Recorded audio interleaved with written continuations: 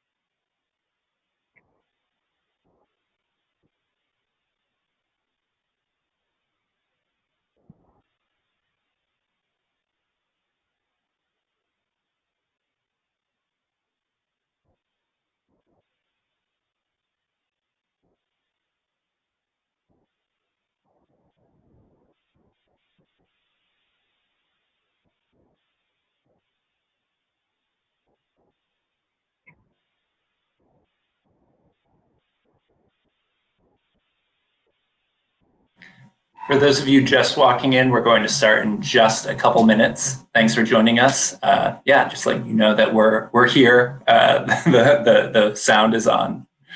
Hold tight for just a couple minutes.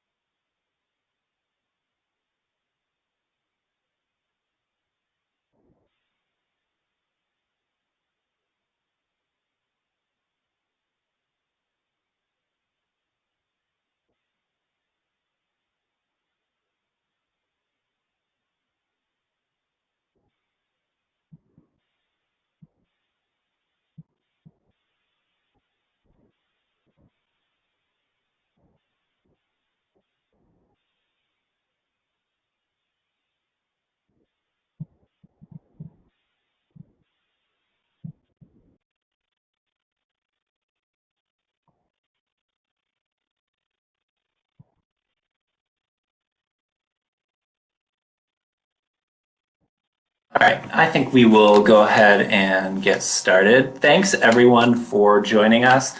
I'm Kevin Deckinga, Director of Membership and Development with the League of American Bicyclists. I'm really thrilled that you're here with us.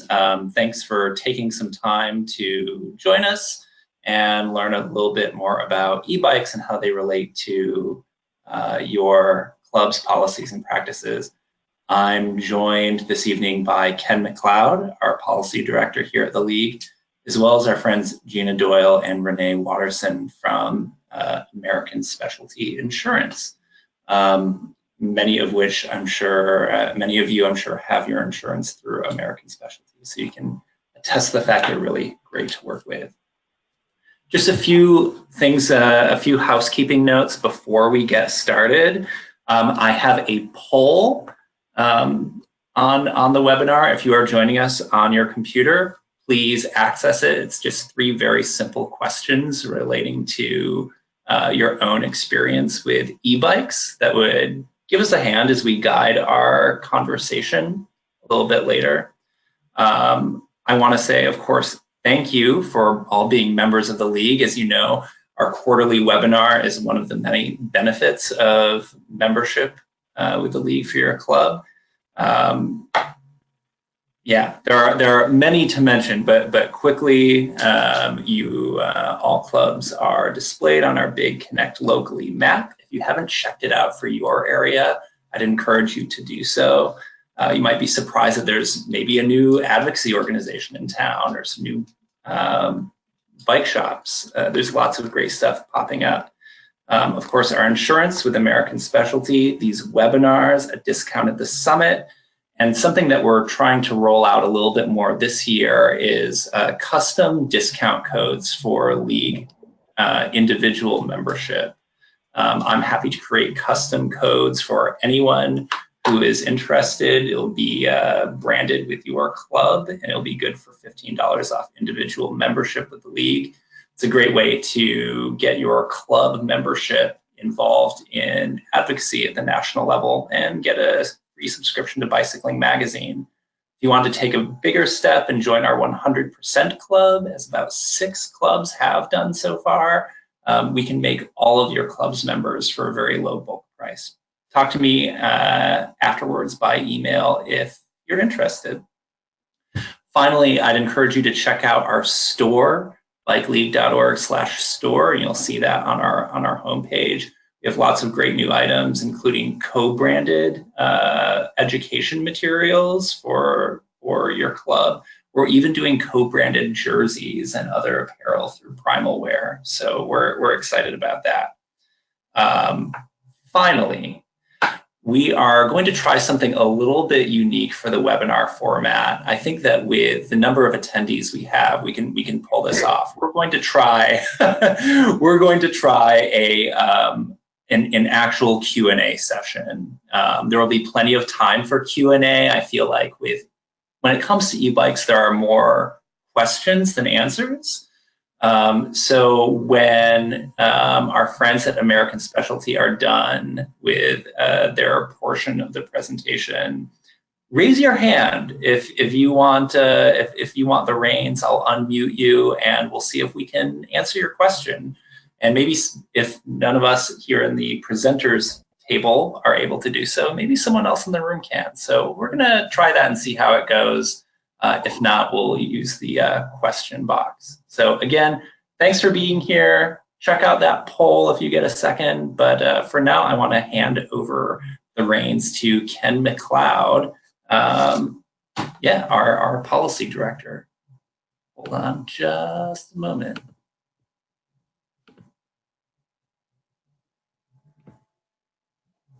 Oh, and here's Ken's screen. Yeah, hopefully you can hear me now. Thank you for that introduction, Kevin. So I am Ken McLeod, the policy director for the league. And really my goal with this little presentation is to give you an overview of how the federal government regulates e-bikes and how most states choose to regulate e-bikes. So we'll start with the league position on e-bikes. We have no formal board-adopted position on e-bikes. We published a paper back in 2015 that looked at the issue of e-bikes and mostly came down on the side of siding with the benefits of e-bikes, that there are e-bikes that are essentially bicycles and should be regulated like bicycles. We also looked at perceptions of various types of e-bikes that either comply with the federal regulation on e-bikes or don't. And we think that it's a pretty open question for some types of e-bikes, whether or not they should be regulated like bicycles or if they should be subject to additional regulation. So if you haven't checked out that report before, there's a link embedded in this heading. And you can kind of read through on the background about e-bikes and kind of our feelings about how they should be regulated or not regulated. At the federal level, it's a pretty broad regulation. So this definition for low-speed electric bicycle was created, I think, back in the early 2000s, so well before e-bikes became a prominent mode of transportation or started selling in any reasonable quantities in the United States. And it's a very broad definition, and this regulates the sale of e-bikes. So it's a 2- or 3-wheeled vehicle. So all of the ones that are not crossed out are legal as 2 or 3-wheeled vehicles. If you have 4 wheels or more, you don't meet that requirement. The next requirement is that you have fully operable pedals. So this, operable, what does that mean? Does that mean that it's connected to a crank? Does it provide power, or does it just move the pedals around? So with the crossed out one, it doesn't have pedals, so that's obviously not complying. But with something like the scooter one, if it has pedals and they conceivably could be operated, they might be an e-bike for the federal definition. And then the next requirement is that it has an electric motor of less than 750 watts, which is about 1 horsepower. This little graph in the lower right-hand corner shows Eddie Merckx on an ergometer at more than 1 horsepower. Most healthy humans are well below 750 watts. And you'll see e-bikes advertised with various watt outputs. And there's not a lot of definition around how they measure watts. I've seen things about nominal watts versus other forms of watts. So you can have something that is rated at 250 watts, but then they do tests and they can see that it's 500 or 700 watts. So again, this just reinforces the broadness of the federal definition of e-bikes. And then there's this operations requirement. So it meets these first 3, which are kind of easier to measure. And then the fourth one is that it's maximum speed on a paved level surface when powered solely by the motor, while ridden by an operator who weighs 170 pounds, is 20 miles per hour or less. So in practice, this means that manufacturers create e-bikes that have a limitation of 20 miles per hour where the power disengages, unless it is not powered solely by such a motor. So if it is pedal assisted and it can only provide power when there is a pedal assist, there's no strict mile per hour limitation in the federal statute. When manufacturers, larger bicycle manufacturers, wanted to start selling e-bikes in the United States in quantity maybe 5 years ago, they reached out to the CPSC and asked them for definition around this, and kind of that's the response that they've gotten. And they generally choose to limit the miles per hour to 28, at which point the power assist stops. But in the statute and the definition, there's no such limitation as long as the power is from both the motor and the pedals. So this very broad definition has a couple of effects. So e-bikes are regulated by the CPSC. They're not motor vehicles, so they aren't regulated by NHTSA or other federal agencies that may regulate motor vehicles. And states cannot regulate the sale of electric bicycles because the CPSC supersedes any state law that would create a more stringent requirement for the sale of e-bikes. But then finally, this is really just for the sale and manufacture of these products. It doesn't say anything about use. So use of e-bikes, once they're sold, once somebody has them, is all up to state law. And so as I hope I've conveyed, it's a really broad federal definition. So that's why we're seeing a lot of state regulation around use and a lot of confusion around use. So the bicycle industry has reacted to this confusion and this kind of need to add definition to the federal definition that guides sale and manufacture. And they've done a pretty good job of going through and doing research, relying on some research that has kind of said what existing state regulations are. And they have this easy to reference map that shows states that are problematic and regulate these e-bikes not like bicycles, but regulate them as mopeds or motor vehicles. Acceptable where they're regulated like a bicycle, but they may have some other things going on. And then the industry has a model that creates 3 classifications of bikes, e-bikes. So the model legislation creates 3 classes. Your class 1 is pedal assisted at all times and has a max assisted speed of 20 miles per hour. Your class 2 is a throttle bike, doesn't have to be pedal assisted at all, and has a max speed of 20 miles per hour. And your class 3 e-bike is pedal assisted, not a throttle bike, with a maximum assisted speed of 28 miles per hour. Now, the class 3 also has some restrictions.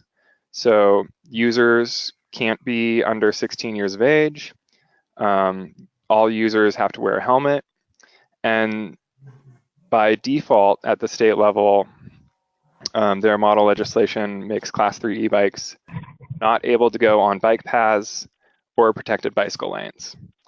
But class 1 and class 2 are allowed to use those facilities.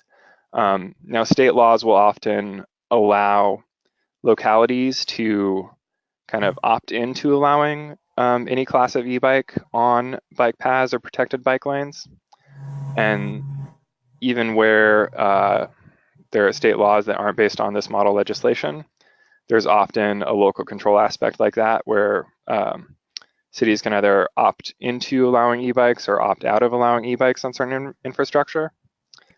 So that's definitely something to be aware of for all of these states that are in the yellow, meaning they have a e-bike law that regulates them like a bicycle, but they might have either an opt-in or an opt-out for the use of bicycle infrastructure. Also on this slide of the industry model legislation is what they propose as a class labeling system. So often with the class system, people wonder, how would this be enforced? How do people actually tell if it's a class 3 e-bike versus a class 1 e-bike because they look the same? And the industry's answer to that is that they have a labeling system, and that the labeling system will provide that ability to stop the bike, immediately tell what it is, and do any enforcement action if needed. One last complication is that the federal law also says something about trail access. So because trails traditionally are non-motorized facilities, they don't allow anything with a motor. The federal government, through Congress, addressed this by providing that motorized vehicles may not be permitted on federally funded trails and walkways, except where local regulations permit electric bicycles. So when a state law says that an e-bike can be on a path, it can be on a path. Oddly though, this law goes on to say its own definition of electric bicycle, which is different than the CPSC definition and different than the industry's model legislation. So the big difference to know here is that for the purpose of operation on federally funded trails and pedestrian walkways, which I'm sure you all know are clearly labeled, the e-bike cannot weigh over 100 pounds. So you can't have something like this organic transit ELF, which tends to weigh 150, 175 pounds on a federally funded trail or walkway. But that's almost impossible to enforce because very few local land managers or people on trails and walkways necessarily know whether or not it's federally funded. So that is my overview of e-bike regulation. Very happy to answer your questions because this was just a brief kind of lay of the land. So I'll give it back to Kevin. Cool, thanks, Ken. So it's all real clear cut and dry then, right? Oh, absolutely. Before we move on, anyone have any questions for Ken? Looks like maybe Jim, do you have a question? I will unmute you on my end, but you'll have to do the same on yours, perhaps. Still muted, maybe not. Oh. No, I just figured it out. Okay, no problem. Okay. I'm going to launch this poll before we go forward. I'm wondering if you are looking in your panel, you should see a poll question. Have you ever ridden an e-bike? If you see that, please take it.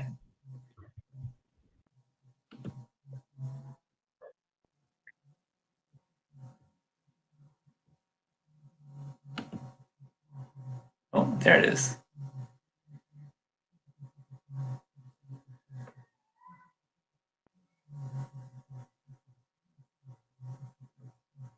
Interesting. Yeah, I don't know if everyone can see what the results are, but it is 18% yes and 82% no. I've never ridden an e-bike. Let's try another one.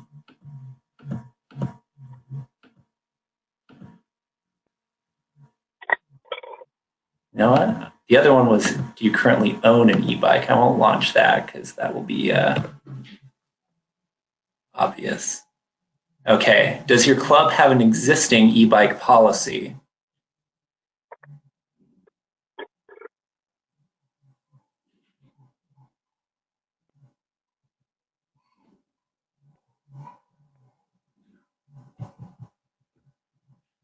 Huh.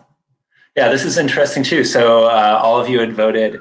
A third of you do have an e-bike policy. Another 2/3 roughly do not, and then maybe one of you are not sure. So that's really interesting. It's a great time to have a policy on board, and with that in mind, I am going to. It looks like maybe there's one more question before I move forward. Jim, is that you? No, I was. It's the same question. Can you hear me or not? I'm not. Yeah, I can hear you. Okay. The question goes back to the overview that was very, very well done, and that is that the bike people for bikes classification system is being used for sale as well. But did I understand it that the federal law only covers the sale, and that the people for bike systems does not cover the sale, even though they're being sold with that classification system? Yes. So when I say that the federal law regulates the sale, I mean that you cannot sell a bike as an e-bike legally that does not meet the federal regulation. If it doesn't meet that regulation, the CPSC doesn't, it falls outside the authority of the CPSC. So the CPSC would have to, or another federal agency would have to use its regulatory authority to do something like a recall. But the CPSC definition allows the CPSC to do recalls related to e-bikes, I think testing related to e-bike safety. So it covers that type of thing. Now, when you say that people for bikes in the industry is using their class system for sale, that doesn't imply anything in terms of regulation. That's more of a way to market it so that particularly in states that follow the class system, consumers will be aware of how they can use those bikes legally. But if they don't meet so for the class 2 and 3, which are not covered in the federal legislation, recalls and so on would not happen for those bikes from the federal level? Both of those classes are covered. So the class 2 is legal under the CPSC definition because its maximum motor assisted speed is 20 miles per hour, and it has operable pedals, so it meets the CPSC definition.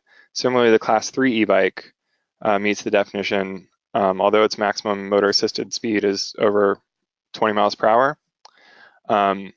You can't have that speed with motor power alone. So the CPSC requirement that the max speed is less than 20 miles per hour, that is when powered solely by the electric motor. So if there's any pedal assist, that max speed doesn't apply. Okay, thanks. Mm-hmm. Thank you. Okay. If there are any other verbal questions, maybe we'll tackle some of the, I've gotten a few written out. Maybe we'll tackle that a little bit later. I'm going to make myself the presenter. Here we go. And I'm going to turn over to Gina Doyle with American Specialty Insurance. Gina, are you able to hear us? Yes. Can you hear me okay? Yep. And your slide is up. Great. Thank you. So I am going to talk a little bit about the insurance policy. And when I'm referencing the insurance policy, I am speaking to all of you who are currently participating in the League's insurance program. If you are not currently participating in the League's insurance program, I still think the information will be applicable for you to take back and talk to your insurance agent to make sure that you have the proper coverage. But my information is fairly brief here, and that is to tell you how the insurance policy responds. The policy is not designed to provide coverage for cycling activities that are, that allow mopeds or any other motorized type of vehicle into your club activities. And I know that's not your intent as a club either. The actual policy says that the policy does not apply to activities involving low-speed electric bicycles as defined by the CPSC, or that provide battery-powered assistance while pedaling. So I apologize, I'm going to rephrase that. There's an exclusion on the policy that applies to mopeds or any other vehicle with a non-manual power source. So that includes, for example, the device that was up on the screen earlier.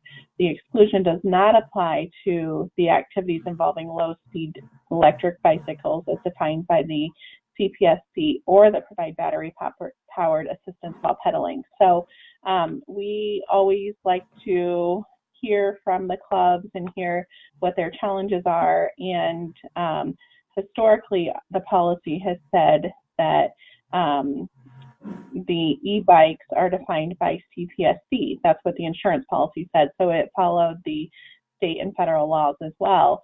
But after talking through the exposure with a club or two, we wanted to broaden the insurance policy to also respond to those activities where riders are using a battery-powered assistance while pedaling. So as long as you're having to provide pedaling assistance in order for the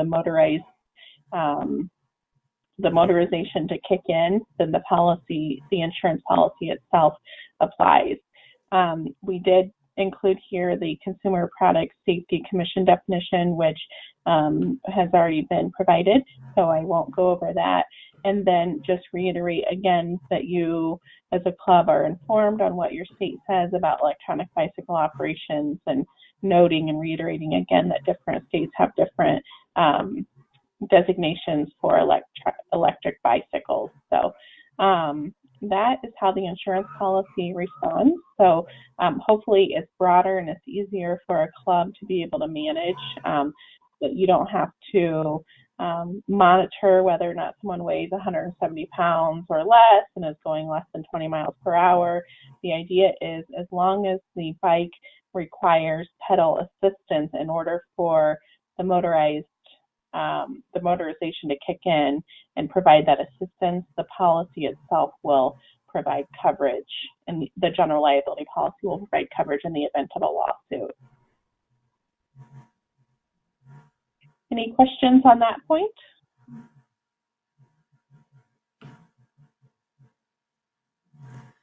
Thanks, Gina. Any questions in general before we go on to some of the written out questions that a few of you have submitted? Okay. We'll start with one from earlier on. Walter says he's concerned about the inflated sense of bike handling skills and the ability to keep up with faster riders. And when we had a discussion like this at the National Bike Summit in March, this definitely came up as well. And it sounds like some groups are handling it differently than others. Some are creating a new class entirely.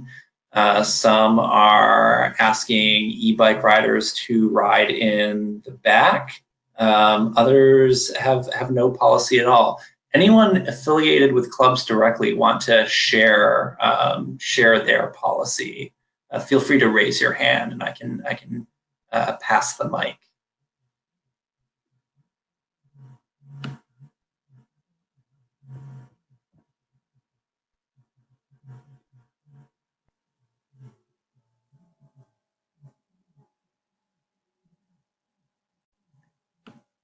Maybe Ken, do you have anything to add here? I don't have much to add. You know, I do understand that concern, particularly if somebody's not used to riding at those speeds. It's definitely a difference. I mean, I know just in my personal biking, it can be a difference between riding my commuter bike during the winter, and then I get on my more road cyclocross bike in the summer, and it feels incredibly different, and it can throw you off a little bit. So I do appreciate the concern that people who perhaps don't have the experience of going fast on a bicycle aren't able to handle that. But you know, it's going to be different with every individual, and it's going to be different with the culture of the club, how people respond to that, I think. Great. Gina, a question. What is an e-bike policy, and should clubs have one from an insurance perspective?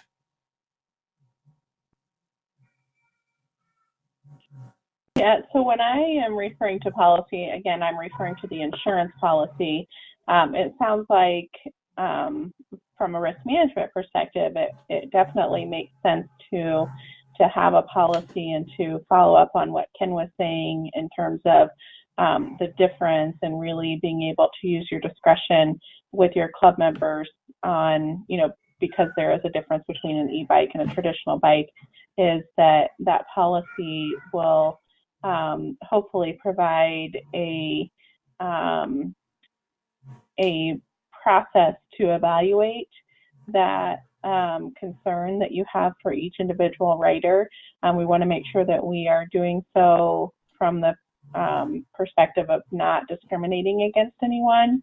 You know, having a policy that defines, you know, who is eligible for an e-bike or to participate using an e-bike within your club, I think is a great best practice. I don't have an example to share. I think that was part of the question as well. Yeah, this has come up a couple times in thanks. Yeah, this has come up a couple times in the question panel. If someone could share their e-bike policies. Here at the League, we'd love to see what you are using so that we can create a model policy for others to use. So if you wouldn't mind sharing that with me, membership@bikeleague.org would be great. Question for Ken. Do some e-bikes provide power without pedaling once they're moving? Yes. So the Class 2 in the bicycle industry's model legislation is throttle-assisted e-bikes. They don't ever require pedaling. They're going to have pedals. Those pedals will be fully operable, but you don't need to operate them to get the power assist.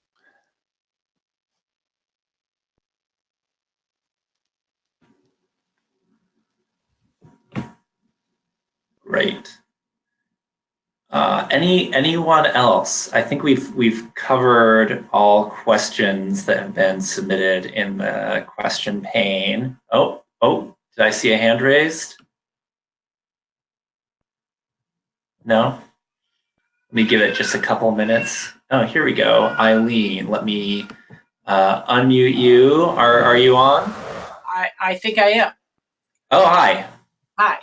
Our bike, I work on POM, Pedal Across Lower Michigan, our week-long bike ride across the state of Michigan. And for the first year, we're going to officially allow e-bikes, although we haven't done anything to encourage them. We have not forbidden them in our literature. We said mopeds aren't okay, but we simply taken out other references to motor-assisted vehicles. And so I know we will have some e-bikes. And I had checked with Renee at American Specialty and gotten their language for it. So I am confident that people will be covered, although we don't have a way of knowing that everyone is going to have a class 1 or class 2. I hope they do. But we also have questions, and I would love to know how other tours are dealing with it in terms of practical questions, like what if someone's battery runs out in the middle of a 50-mile day because they have taken too much advantage of the motor? What happens if their bike is sufficiently heavy that some of the SAG vehicles don't really want to transport that bike if it does break down? And what happens if our traveling bike shop simply can't deal with a mechanical problem on those bikes? When we are aware that we have an e-bike, we have told people those things, but we don't necessarily know everyone is going to bring an e-bike. So I'd be interested to know how some of the other tours versus just a one-day ride or one-day club ride are dealing with these issues. Great question. Thanks, Eileen.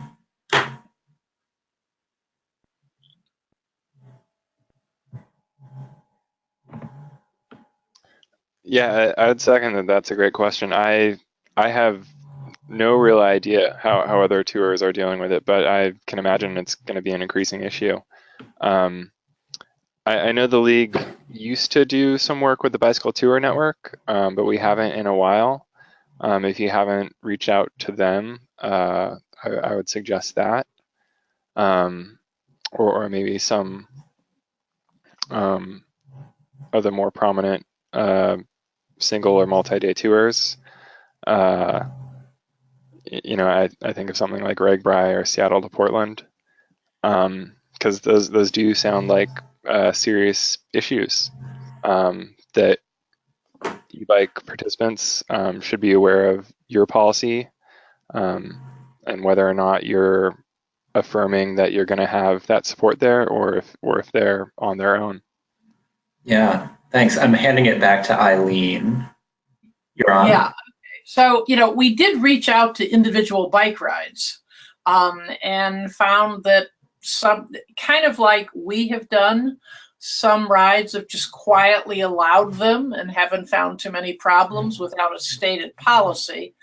I do know of a couple of rides that we reached out to that do not allow them because they camp in places that don't necessarily have electrical outlets for them to plug their batteries in.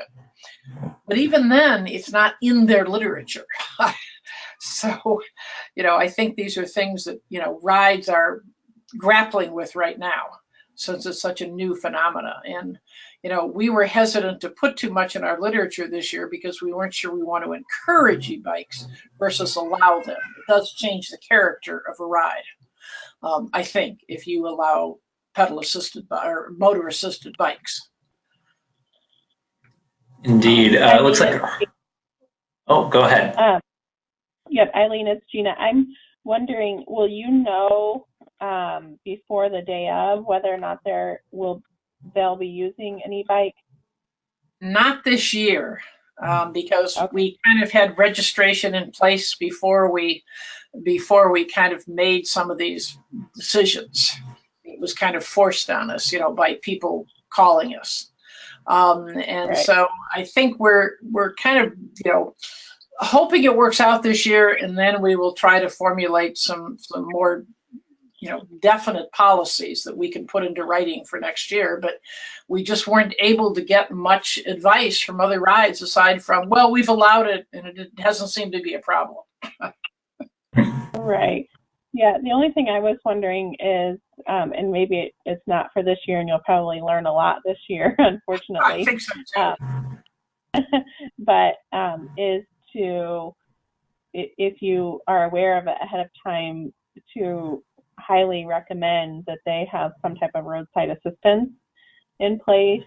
Just really disclosing that you don't have the resources to deal with those types of bikes on your ride. Yeah, that's actually true, because I hadn't thought about that, because a lot of people's policies with things like AAA do have roadside assistance for bikes, and I hadn't thought about that. We did change some of our literature to reflect the fact that our traveling bike mechanics may not be able to deal with bikes that have special needs, and that all bikers need to be able to ride our 50-mile days.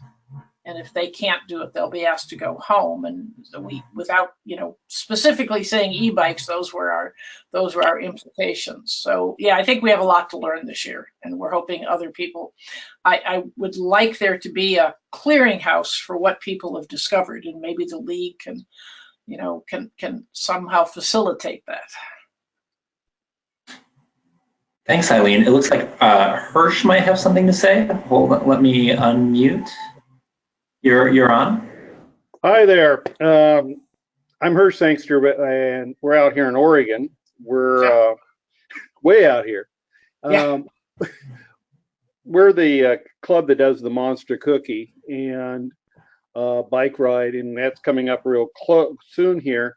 What we have found with e-bikes is more an ADA issue in the past, where people with special needs wanting to get out, do the first bicycling ride of the Oregon cycling season, and that we've just allowed it flat out.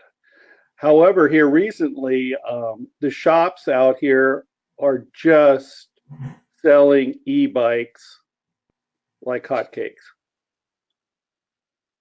to almost everybody. So it's not an ADA issue from our point of view. So I do truly appreciate finding out more about our insurance company and their point of view on it, which it seems from a risk management standpoint very defensible. But my issue is almost like the previous person. I'm also involved with Cycle Oregon, which is a all across Oregon type of thing. And we've never had an e-bike. So good points. Most of the shops out here are really e-bike friendly as far as service and stuff. For the Monster Cookie, we have 3 shops, and they even have e-bike equipment and repair tools. So maybe it's just by location and orientation. Thanks. There's also a suggestion from Jim Hunt, who adds Trek and other commercial tour operators offer an e-bike option. Maybe they could help with logistics. That's a good point. Eileen, you're still live if you have. I had thought about reaching out to something like Trek, because I know that Trek and Backroads and those companies do offer e-bike options. So that's an idea. Yeah, we have had a couple of people with disabilities who have quietly ridden e-bikes for a couple of years, and we did know that. But in both cases that we know of, they also had someone in their party was an official SAG driver, so we knew that they could get assistance if they needed it. And we certainly do not want to do anything that would keep these people from doing the ride. And they have pedal assist bikes where they have to be pedaling. So yeah, I don't think in Michigan e-bikes have caught on that in such a big way as they have on the coasts. But I think it's a coming thing as our riding population ages. And that's been the issue for us, as people are saying, well, we shouldn't discriminate based on age, that we should allow older people to ride an e-bike. And so we sort of are, quietly. Yeah, I agreed. A story that I heard recently was someone well into their 80s or 90s who just couldn't ride without e-assist anymore, but the e-bike made it happen. And you know, we want more riding, not less, right? Right, exactly. But there are alternative viewpoints to that. It looks like Dave has something to add. Dave, you are on. Hello there, this is Dave. Am I coming through? Yeah, you're coming through just fine. Okay, great. It's Dave up in a little state called New Hampshire. And thanks to all you folks at the League. I've been a League rep and whatever here in New Hampshire for years, and also working with Renee, all the folks, American Specialty folks do a great job. Really appreciate this webinar tonight, because in our neck of the woods, we are pulling off our 45th annual Seacoast Century, obviously the 100-mile route up and down the Seacoast, and typically we get between 1,400, 1,600 riders. We have not had any e-bikes show up over there as yet, although I expect we will this year, for a couple of reasons, one of which being one of our sponsors called E-Bikes of New England. The entire shop is nothing but e-bikes. I've been trying to do some research. I've been following all the articles on People for Bikes, the bicycle retailer magazine that basically goes out to the dealers, trying to get myself up to speed on it. I do not have an e-bike. I've never ridden one as yet. But I got wrapped around the axle a little bit a couple of months ago on the different classifications of the 1, 2, 3. Found out that the bikes are commonly not labeled where they don't have to be. So you can't look at a bike from a distance to know what it is by a sticker. The throttle only, or Class 2 that can run by throttle only without pedaling, I know is basically banned in some municipalities, trails. Mountain bike stuff is a little bit different than road bike. The bottom line, there is still a lot of confusion and gray area for identification of the bikes, what's legal and what's not. And from my perspective, and again, I'm not all knowledgeable, I'm just trying to read up on this stuff, reading trade rags and everything in the past couple of months. But basically, the only safe one, if you would, that really doesn't raise eyebrows be the Class 1. So you must pedal it, and the motor will not assist over 20 miles an hour. Whereby the throttle, one that will run by throttle only, the Class 2, that's 100% motor power and might be banned on different trails, for example, if people say it's non-motorized use only and just somebody cruising along at 15, 20 miles an hour without pedaling, that would really raise an eyebrow without looking at the bike too closely. The person just isn't pedaling. And then the Class 3, which I understand the little weasel word, that was the term that was used in some of these federal regs I was reading about. The weasel worded that the 28 mile an hour Class 3 bikes, where you must pedal it vigorously to get up to 28 miles an hour. So it is pedal and electric assist, but the top range with the assist at 28. That speed violates the New Hampshire law, which is 20 miles an hour max.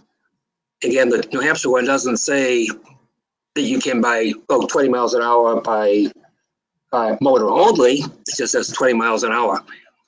So anyway, there's a lot of gray area, but I found it very useful at the beginning of this webinar tonight where you folks said that the overall CPSC regulations, as mentioned in the American Specialty write-up that we're still looking at on the screen, that's very important.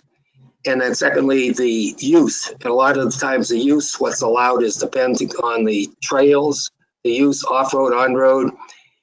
National State Park System seems to have some tighter specs and regulations in some areas of the country than others. So you really have to know what you're looking at. Anyway, I'll shut up, but I just wanted to say there's a lot going on and there's a lot of gray area, especially when it comes to enforcement. A lot of people don't know what they're looking at. with 106 brands, never mind models within brands. Trade Reg said there are 106 brands of e-bikes currently being sold in this country. So they're out there, and we have to get ready for them. And I really appreciate this webinar that sheds a lot of light on this big picture. So thank you very much, folks. Thanks, Dave. Ken, anything you want to add to that? Yeah, I would just say that it sounds like you've done a lot of research, and that's a great thing to do at this time, especially since there is so much confusion. I have talked to representatives from the industry to see if they're open to more definition at the federal level, which might make kind of labeling required instead of something that's voluntary, or maybe create something like the class system at the federal level, which would be more equivalent to how they regulate the sale of e-bikes in Europe. And the industry seems open to it, but the Congress and Consumer Product Safety Commission are a little harder to move. So I don't see things becoming less complicated in the near term. In the medium term, it's possible that the industry model legislation is widely adopted. And so that at least would give consistency across states and in more areas, so people could really start to know these things as defined things rather than this gray area. But unfortunately, in the short term, the best thing to do is really just be informed, particularly about your state laws regarding use. But it's also good to have the federal context of what can be out there as an e-bike. Great. Any other questions, or we'll start wrapping up?